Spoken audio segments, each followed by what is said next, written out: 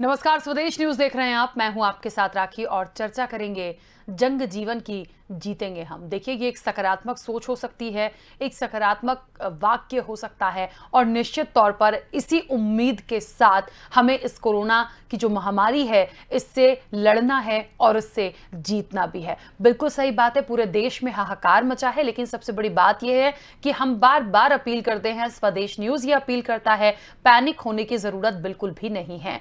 बहुत सारी बातें हमने अक्सर अपनी चर्चाओं के माध्यम से आप तक पहुंचाई है कि पूरे देश में क्या संकट बना हुआ है, उस संकट से निपटने के लिए क्या किया जाए। कई डॉक्टरों से भी स्वदेश न्यूज ने बात की है, उन्होंने भी बहुत सारे उपाय बताए, हमने आप तक पहुंचाए हैं।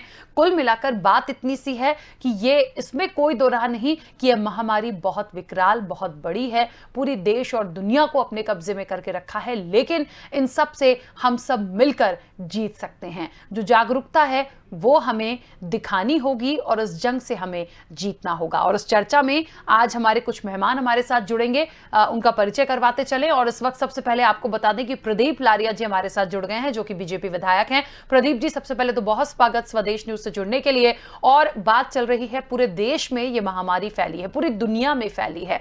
आज इस वक्त पर जब हम ये तमाम खबरें देखते हैं, किसी की मौत होती है, आंकड़े बहुत आते हैं, ऑक्सीजन, बेड, व्यवस्थाएं, इन सब के बीच क्या लगता है आपको, और ऐसा क्या कुछ किया जाए ताकि इस जंग को जीत सकें? देखिए, सबसे पहले तो आपको धन्यवाद कि आप जागरूकता अभियान चला रहे हैं। इसमें समझता हूँ इस महामारी से लड़ने के लिए जो सबसे बड़ा हथियार है हमारे पास, वो जागरूकता का है। हमें खुद भी बचना है और दूसरों को भी बचाना है। तो इसके लिए जो हमारे विशेषज्ञ वो बता रहे हैं, समय समय पर, जब पिछले साल से ये सब चल रहा है, उस समय से भी हम सबको जानकारी में है कि मास्क और सोशल डिस्टेंस का बड़ा महत्व है इसमें।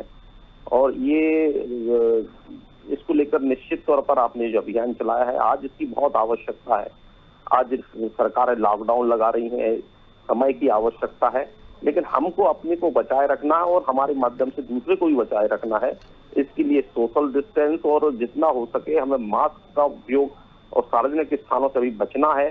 मैं समझता हूँ ये महामारी का रूप ले लिया है। जिस तरह से हम देख रहे हैं कि सारी की सारी व्यवस्थाओं पे कहीं ना कहीं आज समस्या है, तो इसको हम अपनी जागरूकता से ही हम इसको बचा सकते हैं। और इसके लिए मास्क, सोशल डिस्टेंस और हमारा हाथ हम साफ करते रहें साबुन से, सैनिटाइजर से, आज हमारी समय की आवश्यकता है और इसका निश्चित तौर पर पालन करना चाहिए। अभी भी हम देख रहे हैं कि लोग पालन नहीं कर रहे हैं और इस महामारी के उस विकराल रूप जो आज फैला है, कहीं न कहीं उसका भाग बनते जा रहे हैं। तो हमें निश्चित तौर पर आज जागरूकता की आवश्यकता है। मैं आपको धन्यवाद देता हूं कि इस तरह का अभियान आप सब चला रहे हैं और जनता को भी निश्चित तौर पर जागरूक भी हुई है, लेकिन अभी भी बहुत जागरूक होने की हम सबको आवश्यकता है। बिल्कुल प्रदीप जी, जो व्यवस्थाएं सरकार की तरफ से की जा रही हैं, निश्चित तौर पर जहां आप देख लीजिए स्थितियां, हालत गंभीर हैं, लेकिन फिर भी प्रयास हर संभव जितना हो सकता है लगातार किया जा रहा है। और बिल्कुल ठीक बात है, एकदम से कोई चीज आ जाएगी तो उसको संभालना बहुत मुश्किल होता है, फिर भी प्रयास हो रहे हैं। क्या लगता है, ऑक्सीजन है, बेड है, वेंटिलेटर्स हैं, इसके साथ ही इंजेक्शंस हैं, ऑक्सीजन है, ये तमाम चीजों को लेकर जो हाहाकार मचा हुआ है, उन सब चीजों को एक प्रॉपर व्यवस्थित किया जाए, प्रॉपर मॉनिटरिंग हो हॉस्पिटल्स की भी, क्योंकि एक साथ सब हॉस्पिटल चले जाएंगे तो निश्चित तौर पर बेड की जो संख्या है वो कम होगी। इन सब चीजों के लिए क्या लगता है सरकार और क्या कुछ कर सकती है सुझाव के तौर पर? ये तो जो महामारी आई है इसकी कल्पना नहीं थी और ये मैं समझता हूं कि इसका अनुमान किसी ने नहीं लगाया, लेकिन जितना विकराल रूप ये ले चुकी है, आज सारी की सारी व्यवस्थाएं छोटी पड़ गई हैं। हम देख रहे हैं कि लगातार बड़ी संख्या में लोग संक्रमित निकल रहे हैं। उतनी अपने व्यवस्था नहीं है, सरकार बनाने का प्रयत्न भी कर रही है, लेकिन कहीं ना कहीं आज ये हम लोगों ने पिछले साल भी लड़ाई लड़ी थी और लगभग उससे जीत कर निकल कर आ रहे थे, लेकिन एक बार फिर दूसरी लहर जो आई है, हमको इसको भी इसी तरह से लड़ना पड़ेगा। और मैंने आज ही माननीय मुख्यमंत्री जी से बात की है, मैंने उनको निवेदन किया है कि हमें पहले जैसे क्वारंटाइन सेंटर बनाना पड़ेगा, घर में लोगों को आइसोलेट करना पड़ेगा और कुल मिलाकर हमें उन तक दवाई पहुंचाना पड़ेगी जिससे ये बीमारी बढ़ नहीं पाए। और जो ऐसे लोग हैं जिनको निश्चित तौर पर अस्पताल की आवश्यकता है, उनको अस्पताल तक भी ले जाना पड़ेगा। ये 2-3 चरणों में हम सबको काम करना पड़ेगा और इसके कारण ही हम इसको जीत सकते हैं। जी बिल्कुल, चलिए प्रदीप जी लगातार हमारे साथ बने रहिए। सुशील कुमार तिवारी जी हमारे साथ जुड़ गए हैं। सुशील जी, बहुत स्वागत स्वदेश न्यूज से जुड़ने के लिए। और एक बहुत बड़ा अभियान, बहुत बड़ी अपील स्वदेश न्यूज भी लेकर चला है कि अब जो हालात देश में बने हुए हैं इस कोरोना से जीतने के लिए हमें और क्या अथक प्रयास करने चाहिए। सरकार अपनी तरफ से प्रयास कर रही है, आपका और क्या सुझाव कि हम उसमें इन चीजों को भी जोड़ दें ताकि इस जल्द से जल्द इस महामारी से हम जीत सकें। सरकार अपने प्रयास कर रही है, केवल जनमानस को अब हौसले की जरूरत है। हौसला यदि रखेंगे तो हम इस बीमारी से लड़ सकते हैं और लोग में घबराहट नहीं होना चाहिए। मैं जो छोटे छोटे जो सेंटर बन रहे हैं क्वारंटाइन के लिए, वो सेंटर के अलावा अब यहाँ पर शहर की स्थिति अब भयावह जो पहले थी अब वो समाप्त होने जा रही है। मैं समझता हूं कि 2-4 दिन में इसके परिणाम भी हमें दिखने लगेंगे कि अब जनता भी जागरूक हो रही, और जब जनता जागरूक होती है तो मैं समझता हूं कि लड़ाई आसान हो जाती है।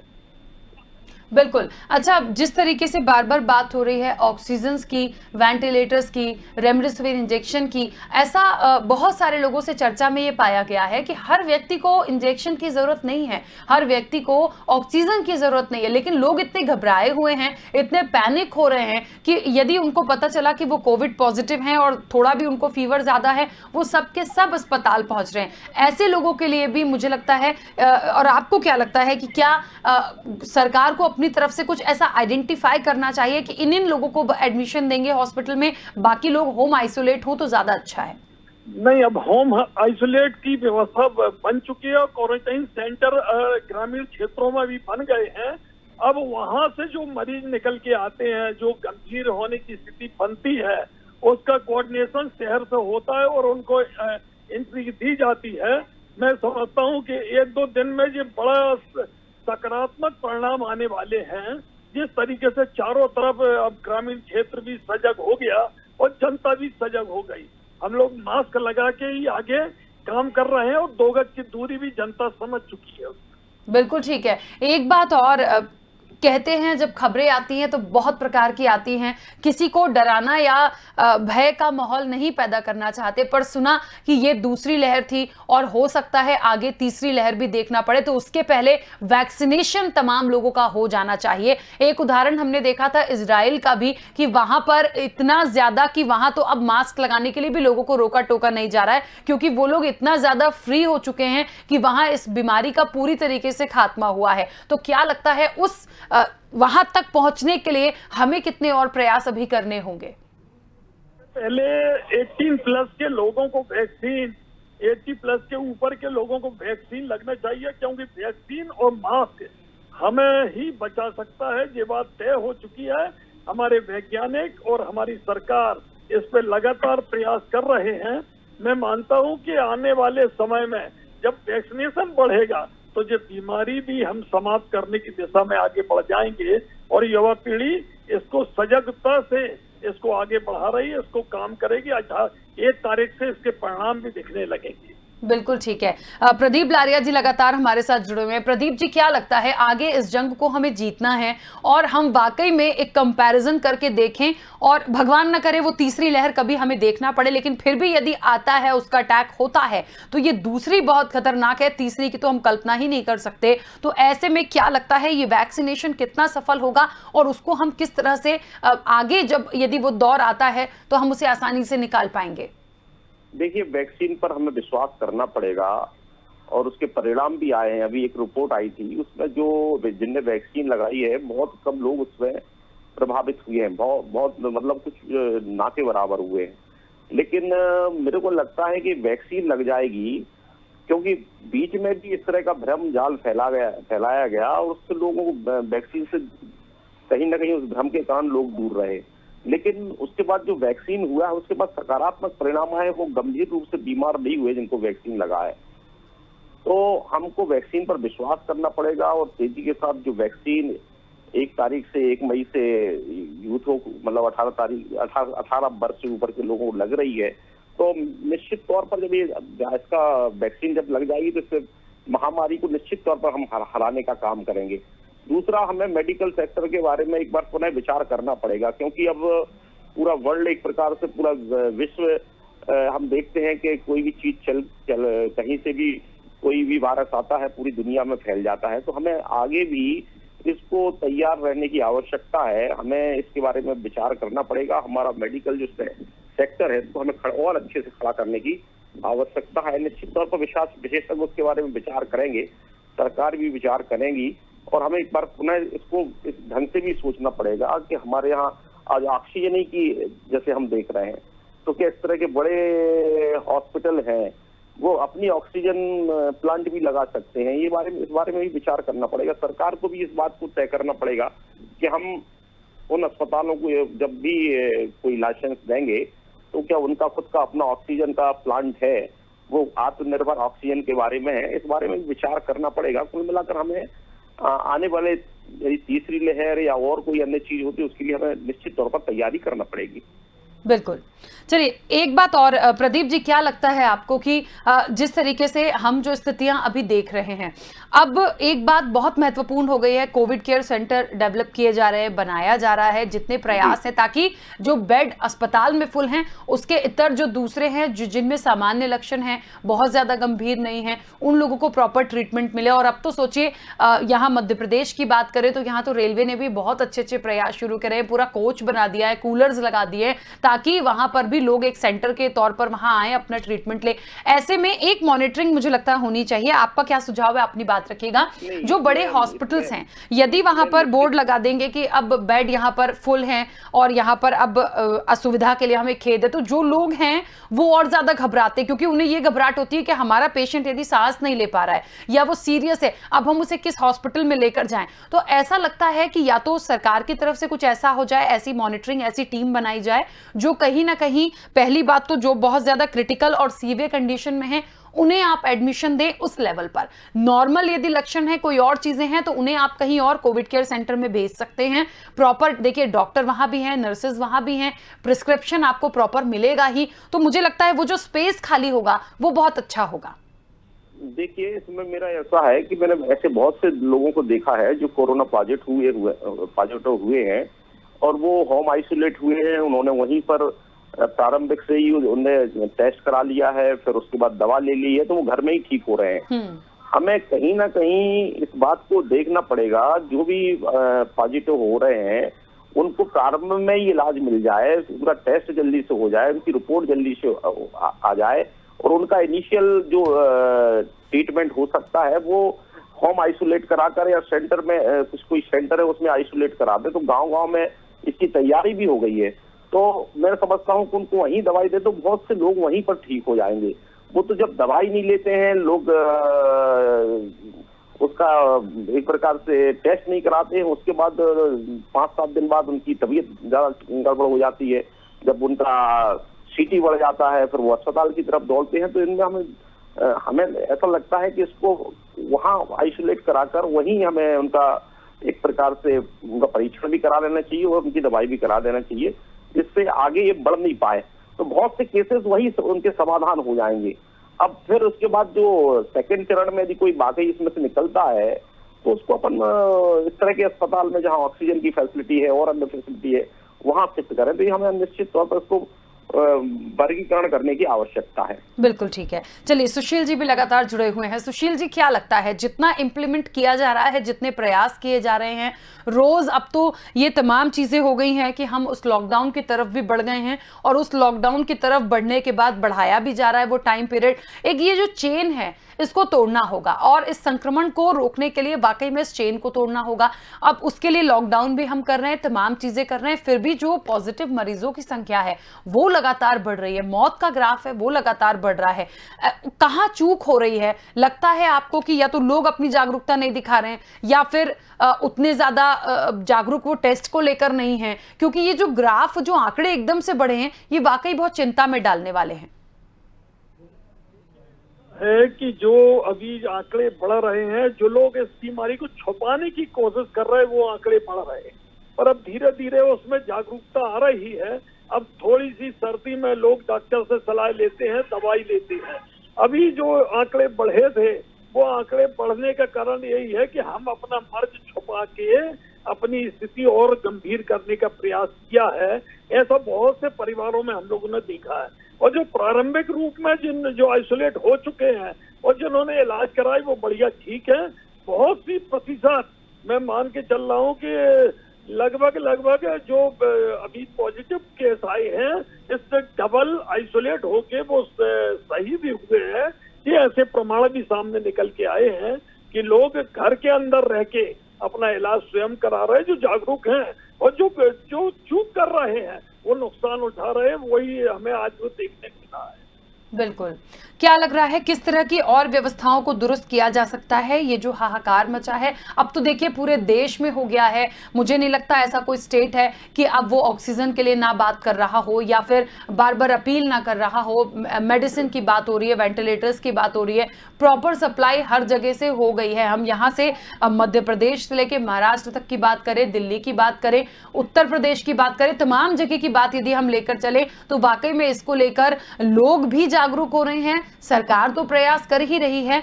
और किन चीजों को शामिल किया जाए ताकि हम जल्द से जल्द इससे आगे बढ़ सके?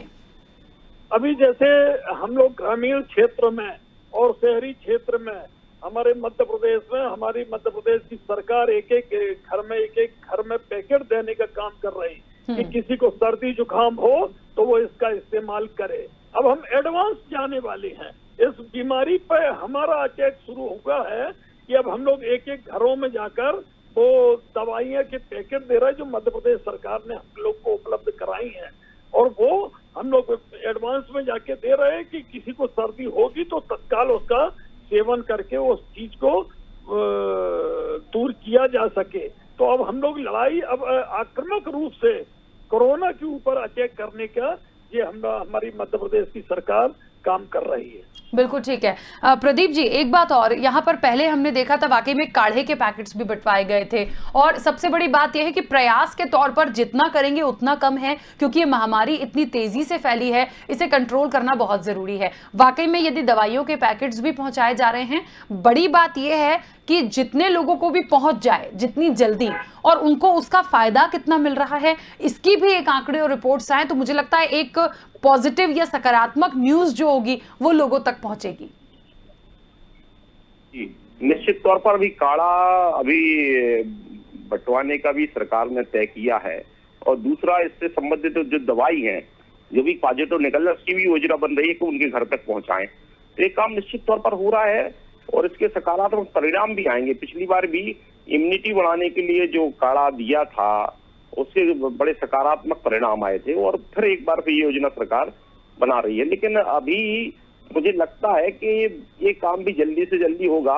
रहा आंकड़े का सवाल, कितने लोग इससे ठीक हुए नहीं हुए, तो ये बाद में भी हो जाएगा, लेकिन इसके सकारात्मक परिणाम पिछली बार आए थे, इस बार भी निश्चित तौर पर आएंगे।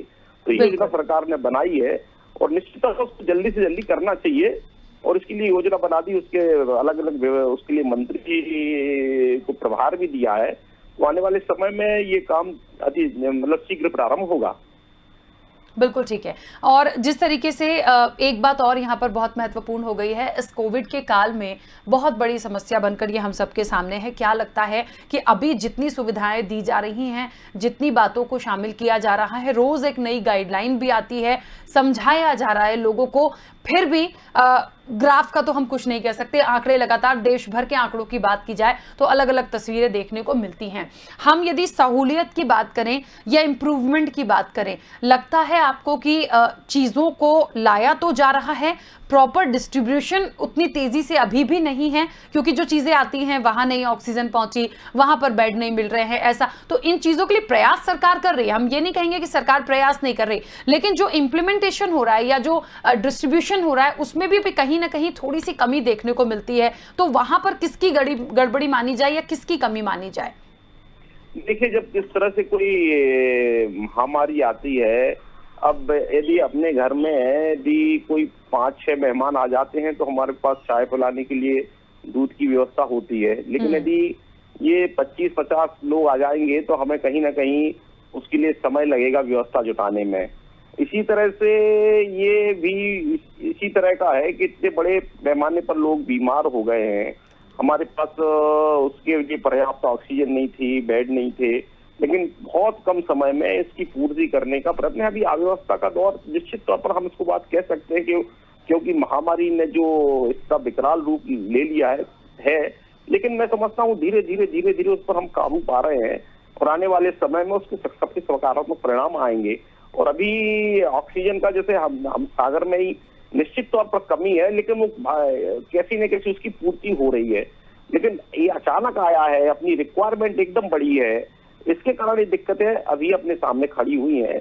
और जहां तक कई जिलों ने अच्छा भी काम कर रहे हैं इस मामले में, व्यवस्थाओं की दृष्टि से, उसका वितरण की दृष्टि से, तो मैं समझता हूँ कि निश्चित तौर पर जब इस तरह की कोई चीज आती है तो थोड़ी बहुत अव्यवस्था तो होती है, लेकिन उसको भी ठीक करने का काम सरकार कर रही है। बिल्कुल ठीक है। सुशील जी, क्या लगता है आने वाले समय के लिए तीसरी लहर आएगी नहीं आएगी, ये आने वाले वक्त की बात है, लेकिन क्योंकि हमारे पास वैक्सीन आ गई है, वैक्सीनों के दाम भी तय कर दिए गए हैं, प्रॉपर किसको कितना मिलेगा, कैसे उसका इम्प्लीमेंटेशन होगा, पूरी एक गाइडलाइन है। आपको लगता है यदि लोग अभी भी बहुत ज्यादा जागरूकता के साथ ये तमाम चीजें इसको वैक्सीन को लगवाते हैं या आगे बढ़ते हैं, और अब तीसरे का इंतजार हमें करना ही नहीं है, अब तो पहले से ही ऐसा लग रहा है और अभी से ऐसा लग रहा है, क्योंकि वाकई में पहली लहर के बाद उम्मीद नहीं थी कि दूसरी लहर इतनी घातक होगी। तो मुझे लगता है अभी से हम सबको मेंटली प्रिपेयर्ड होना होगा, सरकार को मेंटली प्रिपेयर्ड होना होगा कि तीसरी लहर आए या ना आए, कम से कम ऑक्सीजन,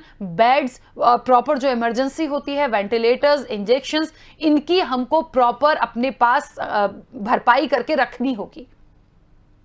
देखिए, महामारी जिस स्वरूप में आई है उसी स्वरूप में अब सरकार और जनमानस अब तैयारी करके चल रहा है। अब वो ना आए ये हमारे भाग्य की बात है, और यदि आ गई तो सरकार भी और जनता भी इसको मल्टीप्लाई तरीके से सोचेगी कि हम गुणात्मक स्थिति में कि महामारी पे हम हावी हो, इस पे ध्यान देगी। और सबसे पहले मैं मान के चलता हूं कि हमारा पहला टारगेट है कि वैक्सीनेशन हमें ज्यादा मात्रा में करना है, समय सीमा के पहले करना है। इस बात को यदि हम लोग ने और जनता ने अगर गंभीरता से ले लिया तो मैं समझता हूं कि परिणाम बड़े सुखद आएंगे। आने वाले समय में इस दूसरी तीसरी लहर की चिंता बिल्कुल करने की आवश्यकता नहीं है, जनता को घबराने की भी जरूरत नहीं है। बिल्कुल ठीक है। और आपके तरफ से ऐसा जो माहौल आप देख रहे हैं, लोग घबरा रहे हैं, वाकई में हमने कई बड़े डॉक्टर से भी बात की थी, एम्स के डॉक्टर से भी हमने बात की थी, रोज हम इस विषय पर एक चर्चा जरूर करते हैं। उन्होंने भी कहा है कि लोग एक्चुअली में ना बहुत ज्यादा घबराए हुए भी हैं, बहुत ज्यादा पैनिक हो जाते हैं यदि पॉजिटिव हो गए या एकदम से उनको ऐसा लगा कि घबराहट हो रही है, तो उनके साथ साथ परिजन भी इतने पैनिक हो रहे हैं कि उनको समझ नहीं आता अब हम अचानक से क्या करें, अस्पताल जाएंगे बिस्तर नहीं मिलेगा, ऑक्सीजन, कुछ जगह की तो ऐसी खबरें कि वहां से परिजन हॉस्पिटल में हंगामा करके ऑक्सीजन चुराने तक लगे कि हम अपने पास सिलेंडर रख लें, न जाने हमें कब कैसी जरूरत पड़ जाए। जबकि ये बहुत साफ है कि दवाइयों को, सिलेंडर को आप एकदम ऐसे अपने पास इकट्ठा करके ना रखें, जिसे जरूरत है उन्हें मिलने दीजिए। इतना पता नहीं लोगों में इतनी घबराहट अचानक से क्यों बढ़ गई है। इसीलिए जागरूकता के लिए ग्रामीण क्षेत्रों में क्वारंटाइन सेंटर, प्राथमिक उपचार की व्यवस्था की गई है। वहां पर रुकेंगे 1 घंटे 2 घंटे, उनको समझाई देंगे, उनकी जांच करेंगे उनको। और ये हमारे यहाँ पे सॉफ्टवेयर भी तैयार हो गया कि किस जगह कहाँ पे जगह है, कहाँ पे जगह नहीं है। तो यहाँ पे भागम दौड़ी की एम्बुलेंस लेके इस अस्पताल से उस अस्पताल जाना, ये ऐसा बिल्कुल नहीं होना चाहिए। इसके लिए क्वारंटाइन सेंटर जो हम लोग के प्राथमिक उपचार केंद्र ग्रामीण क्षेत्रों में बनाया है, शहर से सटे हुए क्षेत्रों से बनाया है, वो केवल यही काम करेंगे कि हम लोग उसको सॉफ्टवेयर के माध्यम से वो हर चीज जानकारी कंप्यूटराइज है, और इस कंप्यूटराइज जानकारी के माध्यम से किस अस्पताल में कितनी जगह है, कौन सी जगह वेंटिलेटर है, कौन सी जगह हाई स्पीड वेंटिलेटर है, ये सारी जानकारी हम लोग इस आपाधापी को बचाने के लिए हम लोग क्वारंटाइन सेंटर प्राथमिक उपचार केंद्र में कर चुके हैं। बिल्कुल ठीक बात है। चलिए प्रदीप जी, कुछ कहना चाहते हैं इस मंच के, स्वदेश न्यूज के माध्यम से देश की जनता के लिए कोई मैसेज? देखिए, इसमें मैंने देखा है कि कई लोगों ने घर पर रहकर प्रॉपर इलाज कराकर, समय पर टेस्टिंग कराकर और जागरूकता से इसकी जंग को जीता है। दूसरा, मैं समझता हूं कि इसमें घबराने की जरूरत नहीं है।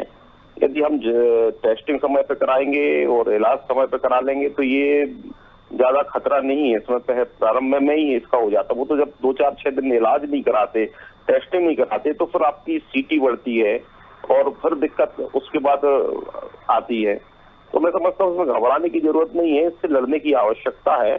और मैं समझता हूँ इसमें हम सबको बहुत जागरूकता के साथ और बिना घबराए हमें इसको लड़ना है। मैंने ऐसे बहुत से लोग देखे हैं उसमें कि वो अस्पताल नहीं गए, उन्होंने घर पे ही इस जंग को जीत लिया है। तो मैं समझता हूँ कि हम सबको इस बात को तैयार हो रहना पड़ेगा कि जैसे ही कोई फीवर आता है, जैसे ही सर्दी खांसी होती है, हम तत्काल पहले तो टेस्ट कराएं और तुरंत इलाज लें। तो मैं समझता हूँ कि उतने ही से काम बन जाएगा। यदि लेट होंगे तो हमें निश्चित तौर पर समस्या आएगी, तो समस्या के पहले ही हमें ये सब करा लेना है, टेस्ट करा लेना है, दवाई ले लेना है। बिल्कुल, यही मेरा आग्रह है और घबराना नहीं है। कुल मिलाकर हमें इससे भी बचना है, तो हमें इसकी लड़ाई के लिए हमें तैयार रहना पड़ेगा।